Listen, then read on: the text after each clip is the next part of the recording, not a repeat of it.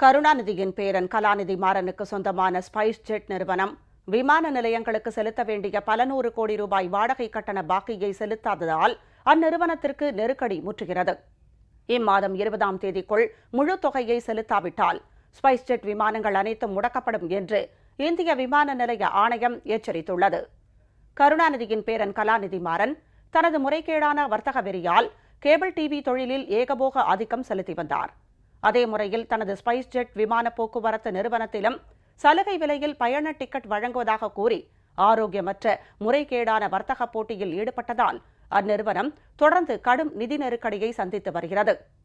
கடந்த ஜூலை மாதம் முதல் செப்டம்பர் மாதம் வரை அந்நிறுவனத்திற்கு 310 கோடி ரூபாய் இழப்பும், சென்ற ஆண்டும் இதே காலகட்டத்தில் 559 கோடி ரூபாய் இழப்பும் ஏற்பட்டதாக கூறப்படுகிறது.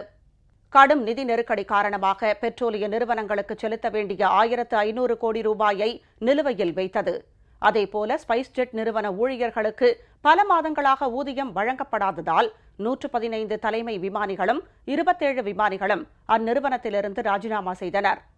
பெரும்பாலான நேரங்களில் ஸ்பைஸ் ஜெட் விமான சேவைகள் நிறுத்தப்பட்டதால் திட்டமிட்டபடி பயணம் மேற்கொள்ள இயலாத பயணிகள் டிக்கெட்டுகளை ரத்து செய்யும் போது அதற்கான தொகையை ஸ்பைஸ் ஜெட் நிறுவனம் திருப்பித் தரவில்லை என்றும் புகார்கள் எழுந்தன.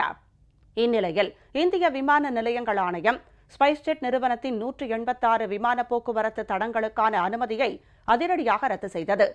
அதனைத் தொடர்ந்து விமான நிலையங்களில் ஸ்பைஸ் ஜெட் விமானங்கள் வந்து சென்ற வகையில் பாக்கி வைத்துள்ள விமான நிலைய கட்டணத் தொகையான பல நூறு கோடி ரூபாய்களையும் நள்ளிரவு 12 மணிக்குள் கட்ட வேண்டுமென நோட்டீஸ் அனுப்பியிருந்தது. பாக்கி தொகையை முழுவதுமாக செலுத்தாத பட்சத்தில் இன்று முதல் ஸ்பைஸ் ஜெட் விமானங்களின் சேவை நாடு முழுவதும் முடக்கப்படும் என்றும் எச்சரித்திருந்தது.